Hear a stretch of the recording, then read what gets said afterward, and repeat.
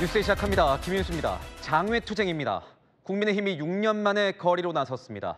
오늘 대구에서 열린 장외 집회에는 수만 명이 몰렸습니다. 지지자들 앞에 선 장동혁 대표, 이재명 정권의 야당 탄압이 도를 넘고 있다면서 죽기 살기로 싸우겠다고 선전포고를 했습니다. 국민의힘은 이 기세를 몰아 다음 주 서울 집회를 통해서 전국 전환을 노리겠다는 구상입니다. 오늘의 첫 소식 백승현 기자가 보도합니다. 동대구역 광장이 빈틈없이 빨간색 국민의힘 당원복을 입은 인파로 가득 찼습니다.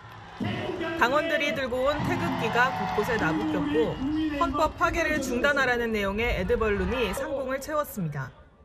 집회 1시간 전인데요. 벌써 많은 인파가 이렇게 모였습니다. 국민의힘이 제작한 현수막이 이렇게 곳곳에 걸려 있는데요. 걸 수 있는 데는 빼곡히 내걸며 투쟁 의지를 표출했습니다.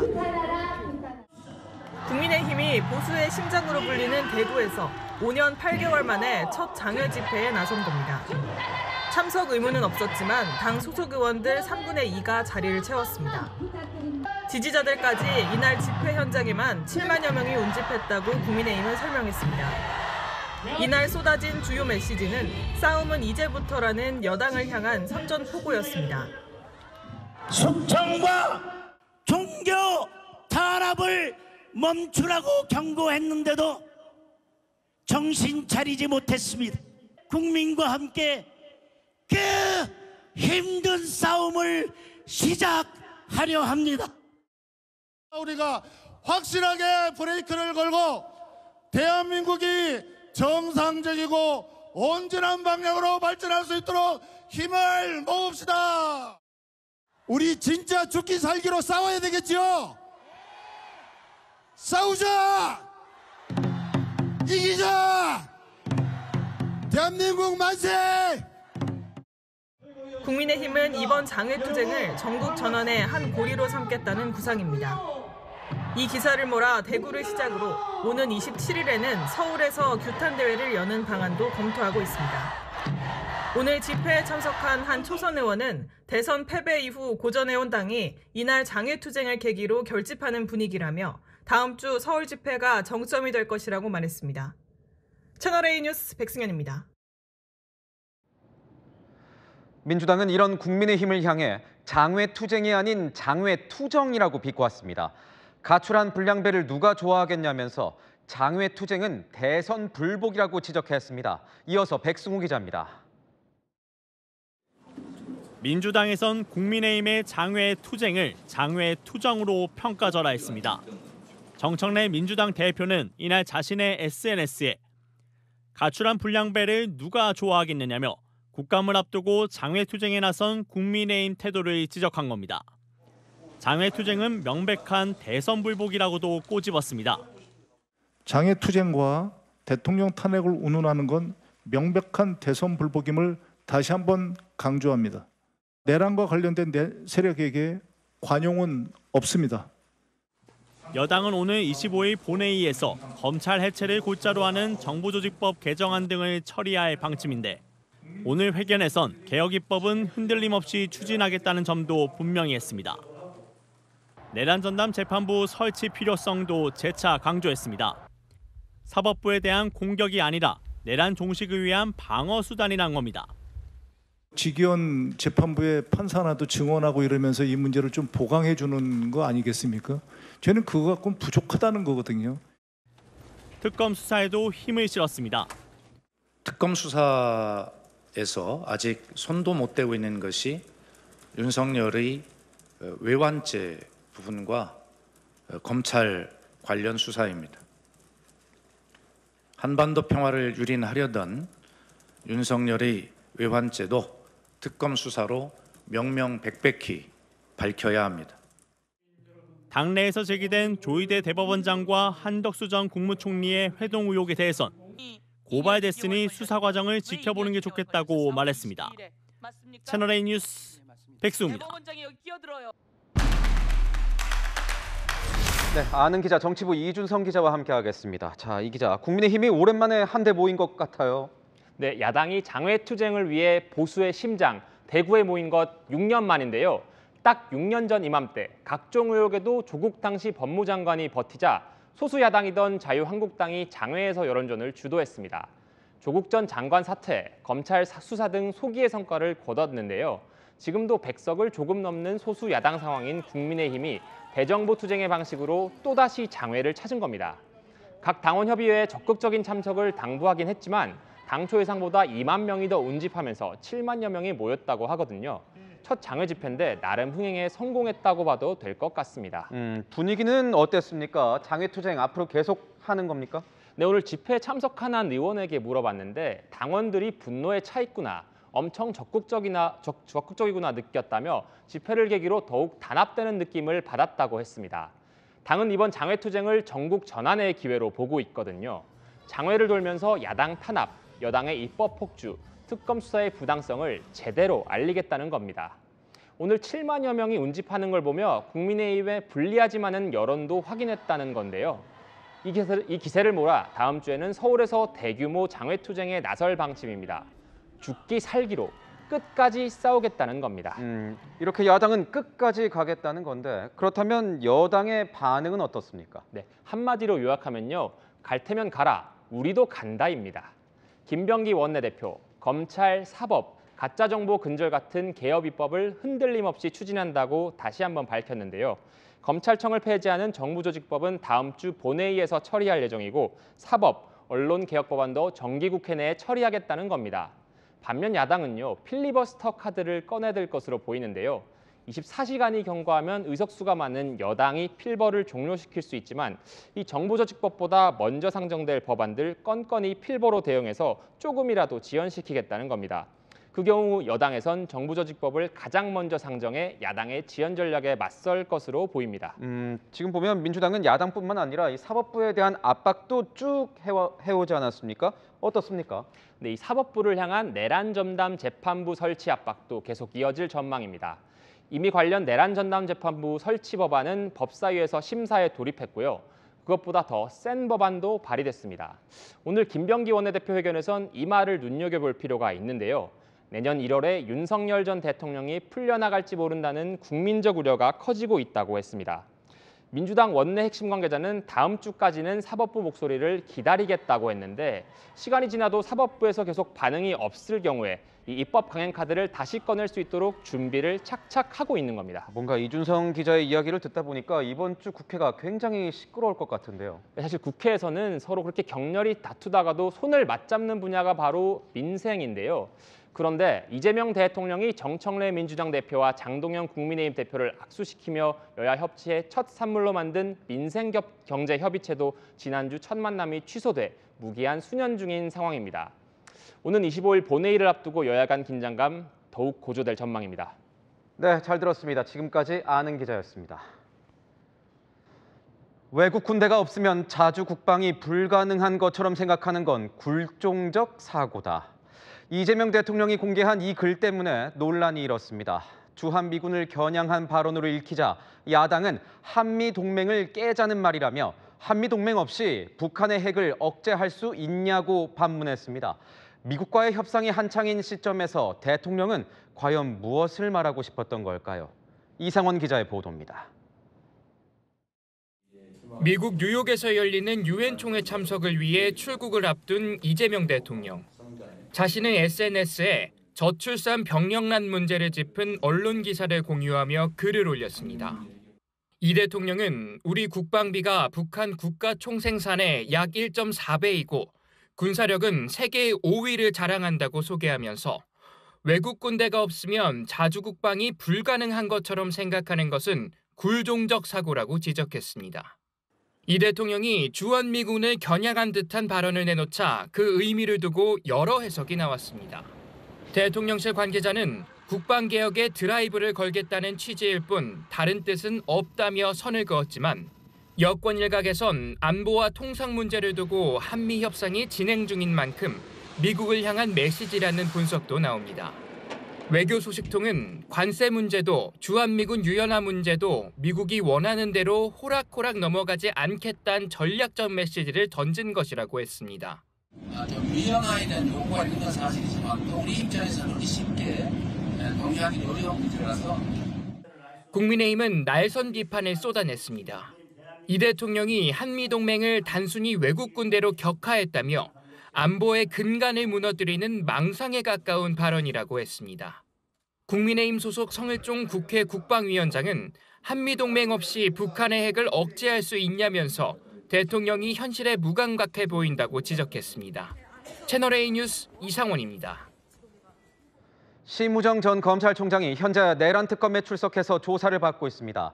지난 3월 윤석열 전 대통령 구속 취소 당시 심 전 총장이 이의를 제기하지 않고 곧바로 석방을 지휘한 이유를 확인하고 있습니다.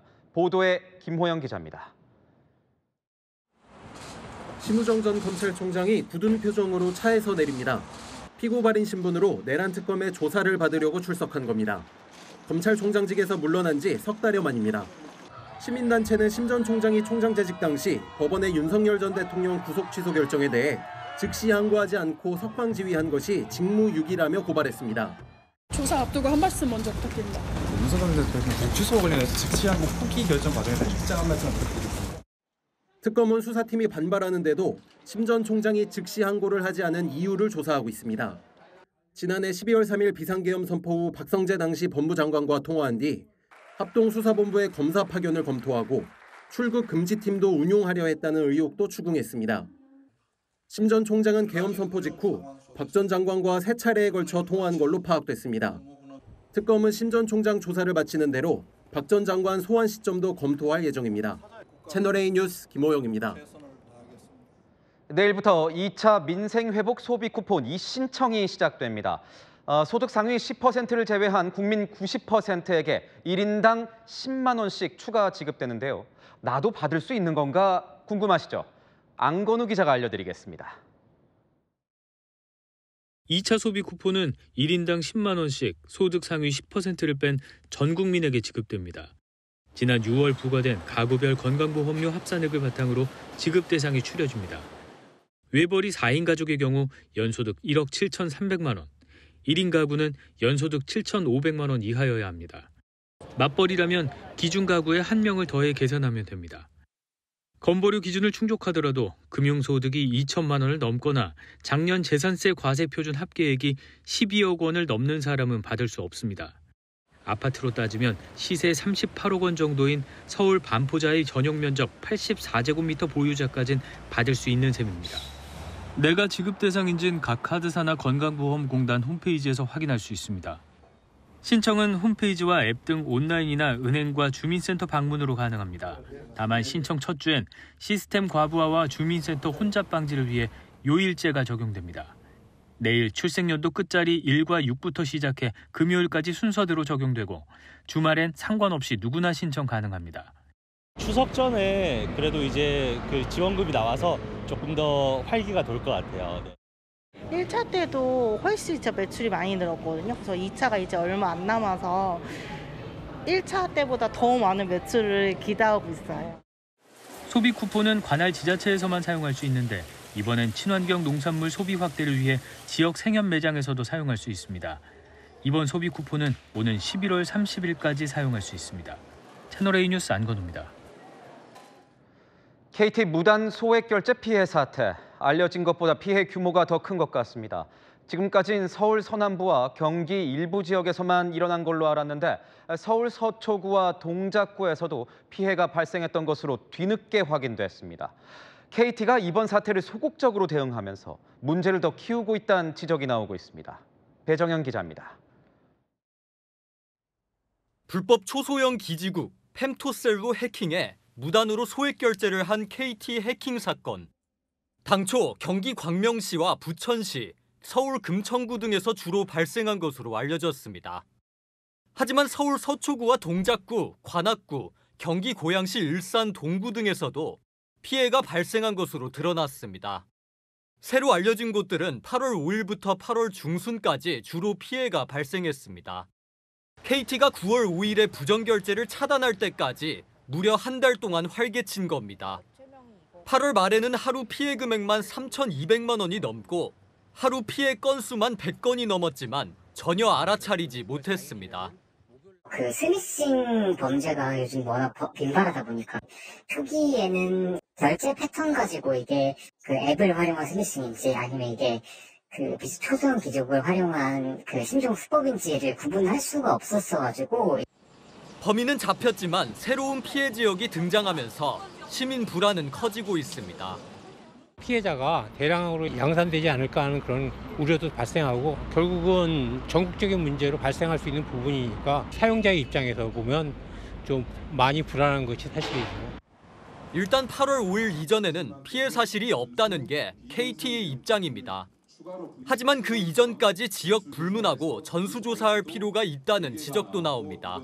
채널A 뉴스 배정현입니다. 경기 남양주시의 다세대 주택에서 한밤중에 불이 났습니다. 당시 집안에 있던 40대 엄마는 숨졌고 8살 난 아들은 중태입니다. 김세인 기자의 보도입니다. 창문 밖으로 시뻘건 불길이 뿜어져 나오고 시커먼 연기도 창살 밖으로 연신 피어오릅니다. 소방관들은 불길을 잡으려 호스를 들고 바삐 움직입니다. 오늘 0시 45분쯤 경기 남양주시 다세대 주택에서 난 불로 40대 여성과 8살 난 아들이 심정지 상태로 병원으로 옮겨졌습니다. 갑자기 경찰들하고 소방차들이 119 차들이 이 앞에 오더라고. 난리 났었어 그냥. 여성은 결국 숨을 거뒀고 아들은 아직까지 의식을 찾지 못한 걸로 전해졌습니다. 이웃 주민 12명이 대피했는데 구조 과정에서 소방대원도 등에 화상을 입었습니다. 소방당국은 모자가 살던 1층 집 세탁실에서 불이 시작됐다고 보고 정확한 화재 원인을 조사 중입니다. 도로 한복판에 멈춘 SUV에서 불길이 활활 타오릅니다. 소방관들이 달려와 진화 준비를 시작합니다. 서울 강남구 은마아파트 사거리에서 차량 화재 신고가 접수된 건 어제 저녁 6시 40분쯤. 갑자기 밖에서 뻥뻥 소리가 터지는 소리가 들리길래 가게 앞으로 나와봤더니 차에 불이 나 있더라고요. 인명피해는 없었지만 차량은 뼈대만 남겨놓고 전소됐습니다. 소방당국은 불탄 차량은 전기차는 아니었다며 정확한 화재 원인을 조사 중이라고 밝혔습니다. 채널A 뉴스 김세인입니다. 떠나가는 이 계절이 아쉬워서일까요? 요즘 바다를 찾는 이들이 늘면서 해상 사고가 잇따르고 있습니다. 전남 여수에서는 차박을 하던 여성이, 강원 동해에선 일행 4명이 탄 차량이 바다에 빠졌습니다. 조현진 기자입니다. 해경 구조대원들이 바다에 빠진 여성을 데리고 무트로 이동합니다. 오늘 오전 2시쯤 전남 여수 함해등대 인근에서 여성이 바다에 빠졌다는 신고가 접수됐습니다. 차박을 하던 30대 여성은 잠시 바다로 나갔다가 발을 헛디뎌 바다에 빠졌습니다. 실 쪽으로 저희는 보고 있어서 난간 같은 게 이제 이렇게 듬성듬성 있으니까 바로 난간만 지나면 바다에 빠지잖아요. 이번엔 차량 한 대가 바다에 빠졌습니다. 해경 구조대원들이 차량 안에 있던 남성들을 구조합니다. 안에 돼 있나? 현재까지 4명. 어제 오후 7시쯤 강원도 동해시에 있는 선착장에서 70대 운전자가 몰던 차량이 바다로 추락하는 사고가 났습니다. 야간 운전 중 도로와 바다 경계를 잘못 판단한 것이 추락 원인이었습니다. 물살을 가르며 해경대원들이 갯바위까지 접근합니다. 바다에 고립됐던 사람들이 구조대원의 도움을 애타게 기다립니다. 어제 오후 6시쯤엔 전북 군산에서 출항한 모터보트가 바다 위에 멈춰서는 사고가 났습니다. 파도에 떠밀리던 보트가 가까스로 안반에 걸리면서 일행 3명이 안전하게 구조됐습니다.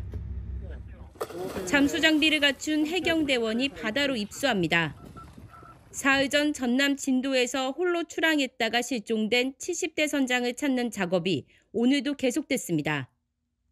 해경은 경비함정 4척, 민간어석 17척과 함께 실종 지역에 대한 집중 수색을 이어가고 있습니다. 채널A 뉴스 조현진입니다. 트럼프 대통령이 전문직 취업 비자 수수료를 100배나 인상하면서 논란입니다.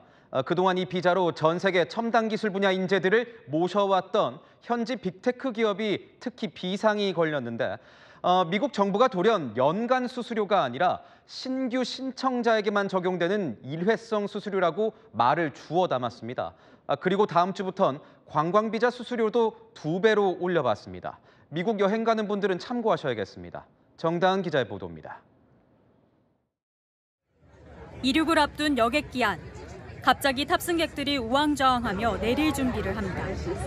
미국 샌프란시스코 공항에서 출발해 두바이로 향할 예정이었습니다.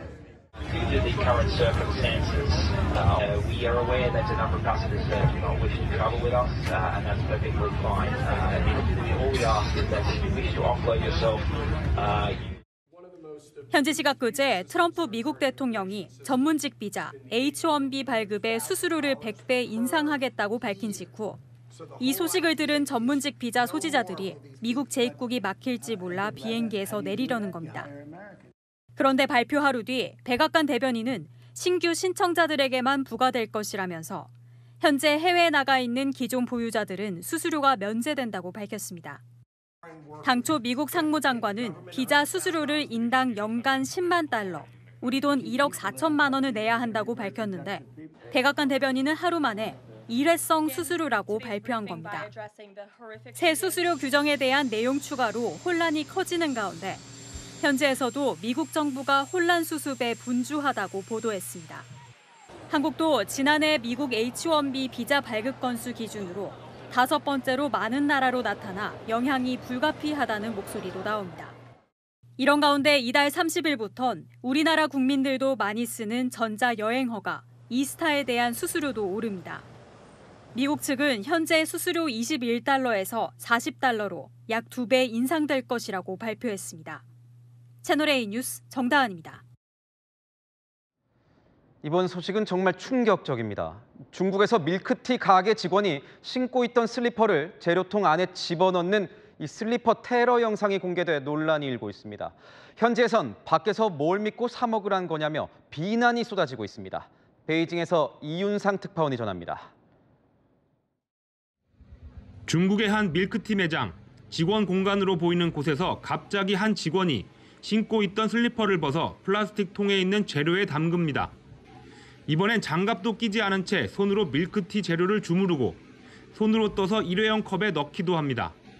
더러워 보이는 탁자에 손을 문지른 뒤 또다시 밀크티 재료를 주무르는 등 비위생적인 행동을 반복합니다.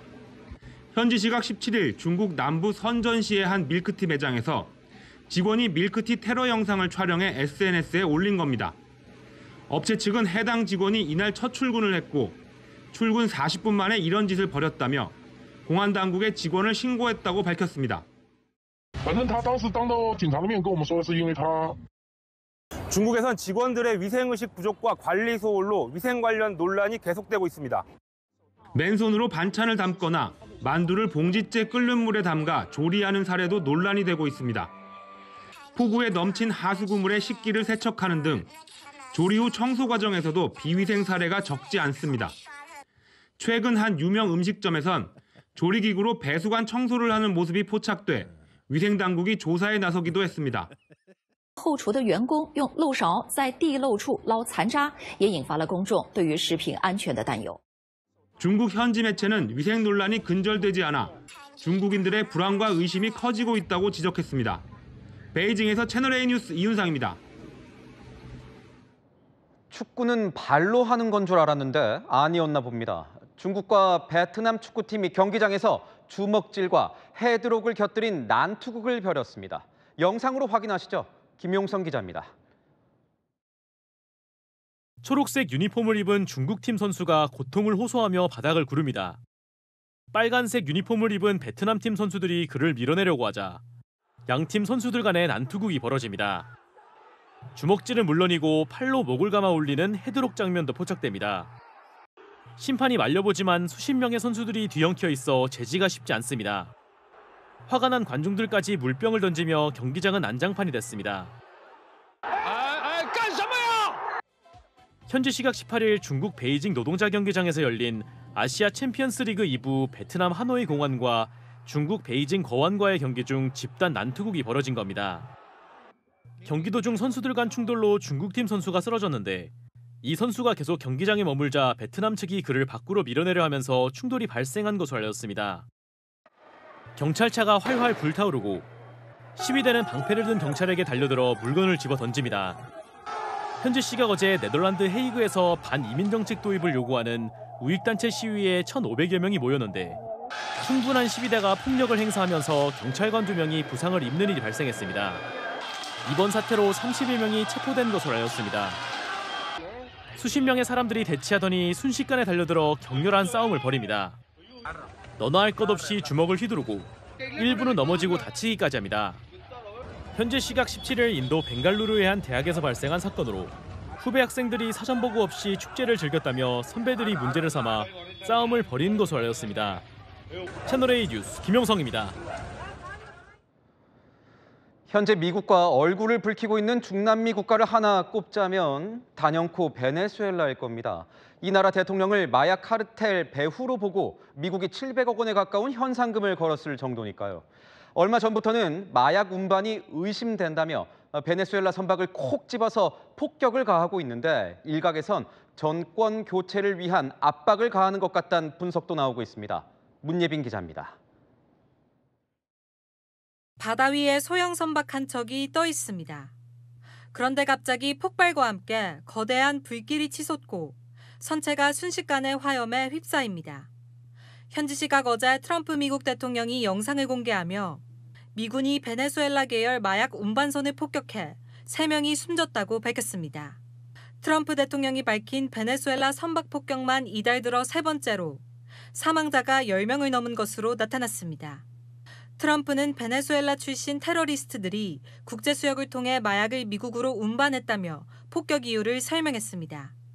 미국은 올해 3월에도 베네수엘라 갱단원 수백 명을 엘살바도르 감옥으로 추방하는 등 마약 범죄 문제에 강경한 태도를 보여왔습니다. 마두로 베네수엘라 대통령은 미국의 공격을 전쟁 도발로 규정하고 카리브해 일대 군사훈련까지 실시했습니다.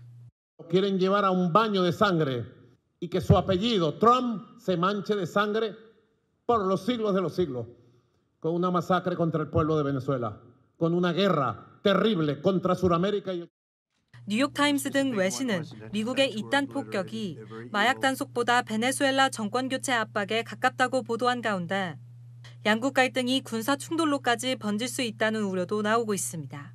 채널A 뉴스 문예빈입니다.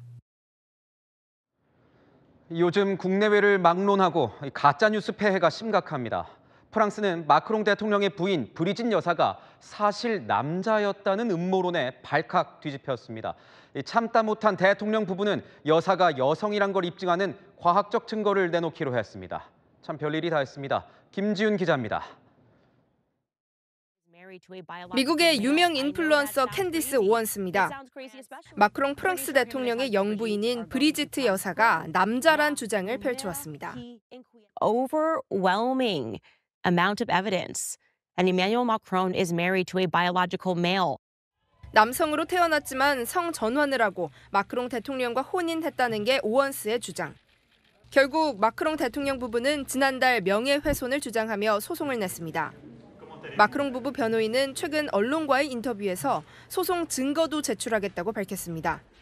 변호인은 음모론이 거짓임을 증명할 자료를 준비해뒀다며 법정에서 사진, 전문가 진술, 과학적인 증거 등을 공개하겠다고 했습니다. 브리지트 여사가 남자란 루머는 2017년 마크롱 대통령 당선 이후 SNS를 통해 퍼졌습니다. 대통령보다 24살 연상인 브리지트 여사는 마크롱 대통령이 고등학생 시절 문학 교사로 만났다가 2007년 결혼식을 올렸습니다. 채널A 뉴스 김지윤입니다. 추석맞이 소프라이즈 행사 들어보셨습니까? 누가 지었는지 제목 하나만큼은 기가 막히게 잘 뽑은 것 같은데요. 이 반값 한우 할인 행사가 굳게 닫힌 이 소비자들의 지갑을 활짝 열었습니다. 저도 사 먹고 싶네요. 권경문 기자의 보도입니다. 광화문 청계광장에 들어선 한우 판매 부스. 335 시민들이 모여들어 고기를 고릅니다. 브랜드 한우를 반값 가까이 할인하는 행사에 사람들이 몰려든 겁니다. 등심과 채끝, 갈비 등 부위별로 품질과 가격을 꼼꼼히 따져 한 번에 서너 팩씩을 골라 담습니다. 행사장을 나서는 시민들 손에는 포장된 한우가 가득 들려 있습니다. 명절할 때 뭐 불고기 할 거, 그다음에 국거리 정도 좀 구입을 했어요. 툭불 고기 치고는 많이 저렴한 것 같아가지고 한 30만 원 정도 되는데 20만 원 돼. 추석에 집안 식구들이 맛있게 먹어야 될 거 아니야. 그래서 왔어. 할인 덕분에 평소 선뜻 손이 가지 않았던 한우 선물 세트도 10만 원대부터 고를 수 있습니다. 정부는 명절 물가 안정을 위해 평소 16,000톤이었던 한우 공급량을 이달은 3만 톤까지 늘렸고 돼지고기 공급량도 평소 대비 1.3배로 늘렸습니다. 여기에 축산 농가에 자조금을 투입해 최대 반값 수준까지 할인율을 높였습니다. 한우 반값 판매는 하나로마트 등 온오프라인 대형 마트에서 다음 달 5일까지 이어집니다. 명절 때니까 싸게 해야 뭐 젊은 사람들도 사가고 그러잖아요. 배추, 무 등 주요 농산품도 공급량을 역대 최대로 늘리고 수산물도 특가로 판매해 소비자들의 명절 장바구니 물가 걱정을 최대한 덜겠다는 계획입니다. 채널A 뉴스 권경문입니다. 국립중앙박물관 날이 갈수록 인기 폭발입니다. 오픈런은 기본이고 S자로 휘어진 대기줄은 기다리다 하세월입니다. 연관람객 500만 명 돌파를 눈앞에 두고 있는 국중박. 저는 얼마 전에 갔다가 포기하고 돌아왔는데 주말인 오늘은 어땠을까요? 강태현 기자의 보도입니다. 점심시간이 지난 오후인데도 박물관에 들어서려는 사람들로 빼곡합니다. 부모님의 품에 안긴 아이들은 영상 속 동양화에 심취합니다. 반가사유상이 전시된 사유의 방에서는 어른아이 할 것 없이 국보의 매력에 흠뻑 빠집니다. 평소에 박물관 방문하는 거 좋아해서 아이한테 먼저 같이 이렇게 보여주면 좋을 것 같아서. 지난달까지 국립중앙박물관을 찾은 관람객은 432만 명을 기록했습니다. 역대 최다 방문객을 기록한 지난 2023년 기록은 이미 넘어섰고 500만 돌파를 눈앞에 두고 있는 겁니다. 인기의 비결은 역시 K-팝 데몬 헌터스의 흥행, 이른바 캐대현 효과가 큽니다. 혹시 캐대현 본 친구 있어요? 저요. 다 봤어요? 네. 한국의 소재들이 많아가지고 더 전 세계가 더 한국을 더 주목할 수 있는 것 같아요. 박물관 내 기념품 매장은 이렇게 관람객들로 발디딜 틈이 없습니다. 인기 상품은 일찌감치 품절돼 살 수도 없습니다. 그네를 타고 바닥을 구르며 마음껏 뛰어노는 아이들. 엉금엉금 기어 미로 같은 놀이터널도 가뿐히 통과합니다. 서울시가 어제부터 서울 14개 자치구에 설치한 야외 서울형 키즈 카페에도 가족들의 발길이 이어졌습니다. 아동 1인당 5,000원에 하루 2시간 이용 가능합니다. 서울시는 이번 달부터 3개월간 야외 키즈 카페를 시범 운영한 뒤 내년부터는 운영 기간과 장소를 확대할 계획입니다. 채널A 뉴스 강태현입니다. 그저 그런 심심한 러닝은 감히 비교 불가합니다.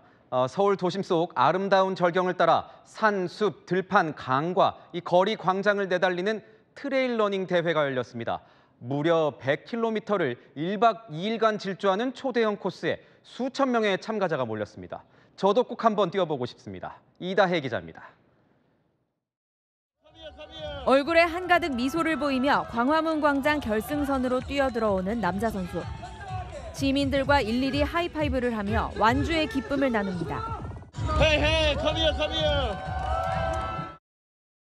중국에서 온 트레일러닝 선수 양롱페이. 12시간 41분 20초 만에 100km를 주파하며 서울 100K 1위를 기록했습니다. 약 1시간 40분 뒤쯤엔 여자부 1위 선수가 결승선에 모습을 드러냅니다. 두 자녀와 남편의 손을 잡고 결승선을 함께 통과합니다. 14시간 23분 34초를 기록한 여자부 1위 테라다미나 씨. 풀코스 격인 100km에 도전한 건 이번이 처음이었습니다. 트레일러닝 100km 부문은 28시간 30분 안에 북한산과 도봉산, 아차산 등 6개 산과 한강, 청계천을 지나 광화문 광장으로 돌아오는 초장거리 레이스입니다. 특히 숨이 턱턱 막히는 산악 구간마다 스태프들의 응원으로 힘을 불어넣습니다. 화이팅! 화이팅! 42.195km를 달리는 마라톤 풀코스의 2배가 넘는 거리. 순위권에 진입하지 못하더라도 완주 자체가 대단한 그야말로 자기 자신과의 싸움입니다. 26시간 29분 36초 만에 100km 구간을 완주하고 사랑하는 연인에게 프로포즈를 하는 장면도 눈길을 끌었습니다. 서울시와 동아일보가 공동 주최한 서울 100K는 올해로 6번째입니다. 전 세계 19개국 정상급 선수를 포함해 총 3,010명이 이번 서울 100K에 도전장을 내밀었습니다. 채널A 뉴스 이다혜입니다. 선선해진 가을 날씨에 조금씩 붉게 물들어가는 숲을 바라보니 와, 벌써 단풍이 들었나 싶었는데 아니었습니다. 가까이서 보니 소나무 잎이 붉은 빛을 띠며 죽어가고 있었습니다. 무슨 일이 일어나고 있는 건지 배유미 기자가 취재했습니다. 드론을 띄워 촬영한 경북 포항의 야산입니다. 상록수인 소나무 잎이 푸른색 대신 붉은 빛을 띤 채 산등성이를 따라 줄줄이 이어졌습니다. 호미반도와 맞닿은 야산도 푸른 소나무를 찾기 어렵습니다. 모두 소나무 재선충에 감염된 나무들의 흔적입니다. 소나무 재선충에 감염된 나무는 수분과 영양분이 다니는 통로가 차단됩니다. 결국 말라 죽는 겁니다. 일단 걸리면 딱히 치료할 방법도 없습니다. 일단 감염되면 나무를 제거하는 것 말고는 방법이 없는 건데 확산 속도가 워낙 빠르다 보니 이렇게 집단고사한 곳도 한둘이 아닙니다. 최근 5년 사이 전국 소나무 재선충 고사목은 5배나 늘었습니다. 특히 소나무가 많은 영남 지방의 피해가 큽니다. 재선충병이 외래종이에요. 이 소나무들이 대응할 수 있는 여력이 없는 거죠. 우리나라 생태계에서는 이 소나무를 이제 지켜주거나 방어해줄 수 있는 천적도 없고. 솔수염 하늘소 등 재선충을 옮기는 벌레들이 활동하기 좋은 기후로 변한 게 원인 중 하나로 꼽힙니다. 기후온난화로 병을 옮기는 매개체의 활동 시기와 개체 수가 더 늘어난 겁니다. 포항시 등 일부 지자체는 병을 옮기는 매개체에 대한 방제 작업을 평시보다 앞당기고 있지만 재선충병 피해 확산 속도를 따라가기에는 역부족인 상황입니다. 채널A 뉴스 배유미입니다. 정치부 구자준 기자와 열왕열왕 시작하겠습니다. 첫 번째 주제 보겠습니다. 신동욱 국민의힘 최고위원이 보이는데 무슨 동지를 부르는 건가요? 2번입니다. 사실 오늘 대구 집회에서 나온 정확한 표현은 이찍이었는데요. 이 표현은 지난 20대 대선 당시 기호 2번 윤석열 후보를 찍었다는 뜻인데 비하의 의미가 좀 담겨 있어서 제가 좀 순화했습니다. 근데 여당이 아니라 국민의힘 최고위원이 이 용어를 지지자들에게 쓴 겁니다. 전국의 이찍 동지 여러분 안녕하셨습니까? 저 민주당 놈들이 여러분 한날 한시에 묻어버린다 해서 저희가 여러분들 안전하신지 확인하러 왔습니다. 소리 한번 질러주세요. 저게 무슨 말인가요? 최근 성비위 관련 2차 가해 발언으로 당원권 정지가 된 최강욱 전 민주당 교육연수원장이 한 말인데요. 이 찍을 싹 묻어버리면 대한민국 민주주의가 한 단계 도약하지 않겠느냐는 말을 했다는 겁니다. 이 말을 듣고 분노했을 지지자들을 결집하겠다는 거군요. 그렇죠. 국민의힘으로서는 6년 만에 장외 투쟁이고 중요한 여론전의 현장이잖아요. 오늘 수위를 넘나드는 강경한 표현들이 대거 등장했습니다. 국정원장이 이북을 챙기는 사람을 만들어 놓았어요. 통일부 장관도 종북주의자야. 교육부 장관은 북한 17번 갔다 온 사람이에요. 나라 꼴 되겠습니까? 대한민국 지키기 위해 기꺼이 극단을 택합시다. 무능정권 퇴진하라! 퇴진하라! 퇴진하라! 범죄대감 사퇴하라! 사퇴하라! 현장에서는 부정선거 그리고 윤석열 전 대통령 석방과 복권을 주장하는 깃발도 볼 수 있었는데요. 국민의힘과는 관계없이 일부 지지자들이 만든 현수막으로 전해집니다. 두 번째 주제 보겠습니다. 송영길 소나무당 대표인데 친명 면허증이라 그런 게 있습니까? 송영길 대표는 불법 정치자금 수수 혐의로 수감됐다가 2심을 앞두고 보석으로 풀려났죠.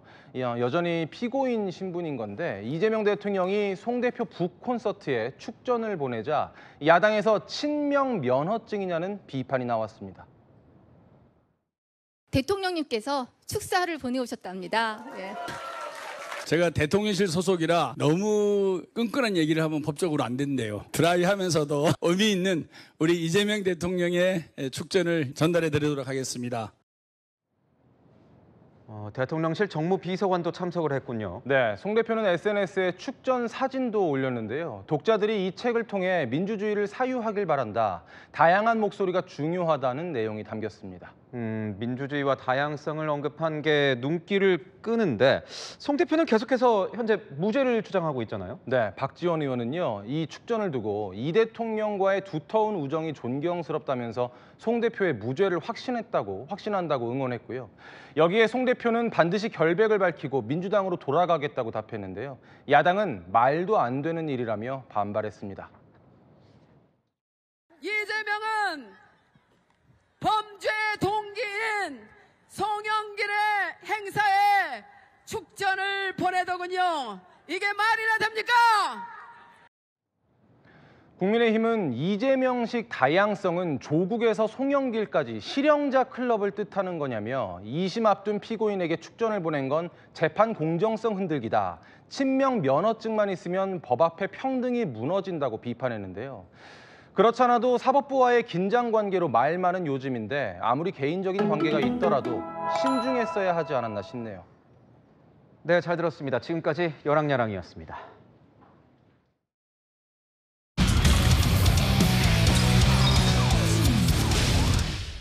스포츠입니다. KT 안현민의 방망이가 불을 뿜습니다. 큼지막한 타구는 왼쪽 담장을 훌쩍 넘어갑니다. 비거리 120m에 2점짜리 대형 홈런입니다. 어제 한화를 상대로 4타점 맹활약하며 혼세를 무너뜨린 안현민이 2경기 연속 홈런포를 쏘아올리며 뜨거운 타격감을 과시했습니다. 4위 삼성과 5위 KT 맞대결에서 KT는 안현민의 홈런을 발판으로 삼성을 꺾고 격차를 반경기 차로 좁혔습니다. 3위 SSG는 가을 야구를 향해 더욱 집중력을 발휘했습니다.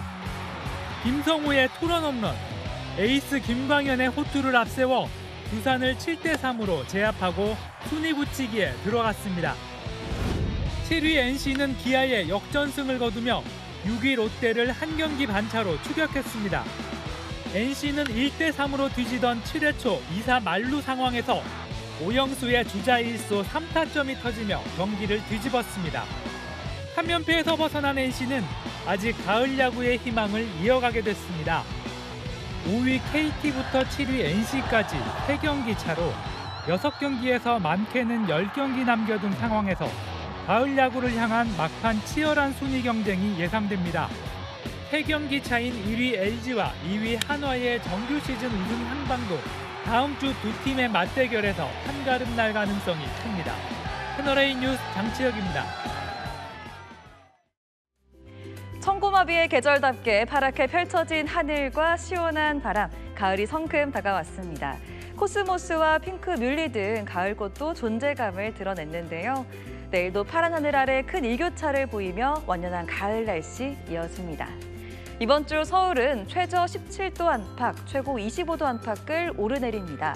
아침엔 서늘하겠고요. 한낮엔 선선하다가 조금 더워지기를 반복하겠습니다.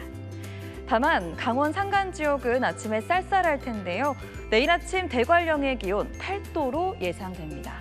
그 밖에 서울 17도, 대구 16도 등 오늘과 비슷하겠습니다. 청명한 하늘이 이어지다가 수요일부터 목요일까지는 전국에 비가 내리겠습니다. 날씨였습니다. 뉴스의 마칩니다. 시청해주신 여러분 고맙습니다.